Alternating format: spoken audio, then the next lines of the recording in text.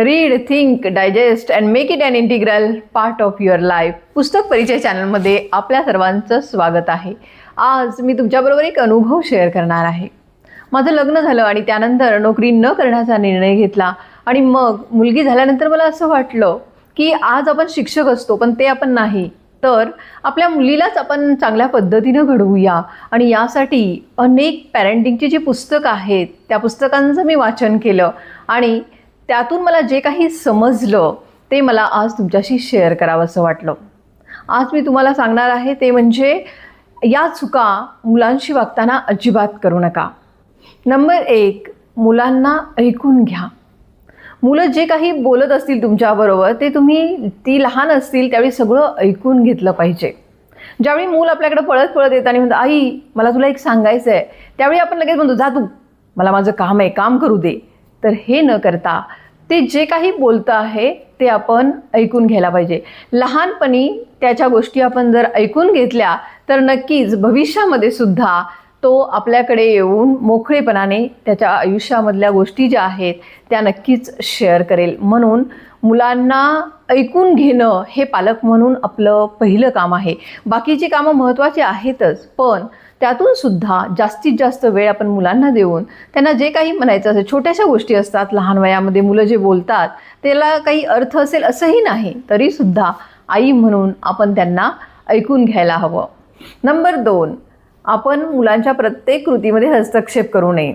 ज्यावेळी मूल त्याच्या मनाने काही घरामध्ये करत असेल तर त्याला आपण रोखू नये. त्याला जे काही करावंसं वाटतं त्याची सुरक्षितता लक्षात घेऊन ज्या गोष्टी तो करू शकतो त्या सगळ्या गोष्टी करण्याचं स्वातंत्र्य आपण त्याला दिलं पाहिजे.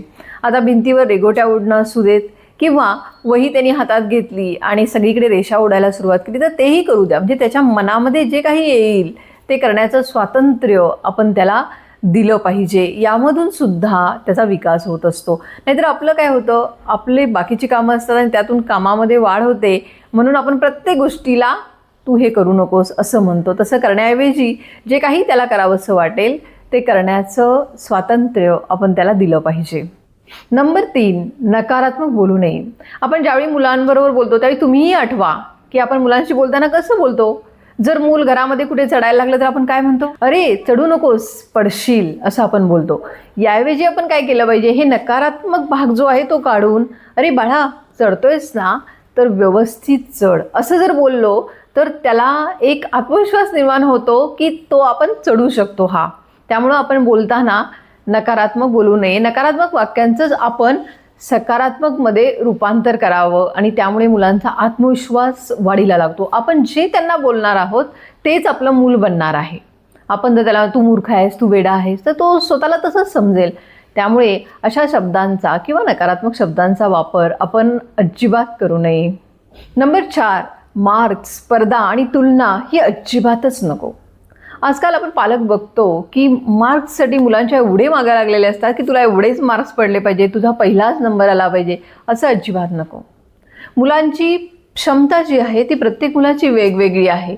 त्यामुळं त्याची जी क्षमता असेल, त्याने केलेला जो अभ्यास असेल त्याप्रमाणे त्याला मार्क्स पडतील. आणि विचार करा की पहिलीचा मुलगा आहे, त्याला 99% मार्क्स पडले आणि समजा एखाद्याला 70% मार्क्स पडले, दोन्हीही मुलं दुसरीच्याच वर्गात जाणार आहेत. त्यामुळे मार्क्सचा जास्त विचार करू नये. याउलट त्यांना थोडी रोज अभ्यासाची सवय लावली तर ठीक आहे, पण ज्यावेळी अभ्यास करत असतील तेव्हा ना तुझा पहिला नंबर आला पाहिजे, तुला मार्क्स चांगले पडले पाहिजेत, अशी सक्ती आपण पालक म्हणून अजिबात करू नये. दुसरी महत्त्वाची गोष्ट, आजकाल पालकांना असं वाटतं की मुलांनी सगळ्याच स्पर्धांमध्ये भाग घ्यावं. असं न करता जी लहान मुलं असतील त्यांना तर अजिबातच सक्ती नको. माझी मुलगी ज्यावेळी KG2ला गेली त्यावेळी ती स्वतःहून म्हटली की मला स्पर्धेमध्ये भाग घ्यायचा आहे. प्ले ग्रुप आणि KG1 या 2 वर्षांमध्ये एकाही स्पर्धेमध्ये भाग घेतला नव्हता, कारण लहान असतात मुलं. आता समजा फॅशन शो आहे आणि स्पर्धा आहे तर फॅशन शोचे जे ड्रेस आपण बनवलेले असतात ते मुलांना घालायला नको वाटतं आणि त्यांच्या आरोग्याच्या दृष्टीनं सुद्धा ते चांगलं नसतं. पण फक्त स्पर्धेमध्ये भाग घ्यायचा म्हणून आपण त्यांच्यावर एवढी सक्ती करतो. ही सक्ती कशासाठी करायची. हळूहळू मूल मोठं होतं आणि त्याला स्वतःहून आपोआपच इंटरेस्ट निर्माण होणार आहे आणि मग त्याची जी काही आवड असेल त्या आवडीप्रमाणे त्याला त्या स्पर्धेमध्ये भाग घेऊ द्यावा. आणि तिसरी महत्त्वाची गोष्ट की ज्यावेळी रिझल्ट लागतो त्यावेळी आई विचारते तुला मार्क्स किती पडले, मग मुलगा सांगतो की हां 80% पडले. त्यावेळी आई लगेच दुसरा प्रश्न विचारते राजू को कितने मिले, म्हणजे राजूला किती मार्क्स मिळाले. तर हे विचारण्याची काहीच गरज नाही तुझ्या मित्राला किती मार्क्स पडले, काहीच गरज नाही. ही तुलना जी आहे ती तुलना करणं आपण सोडून दिलं पाहिजे.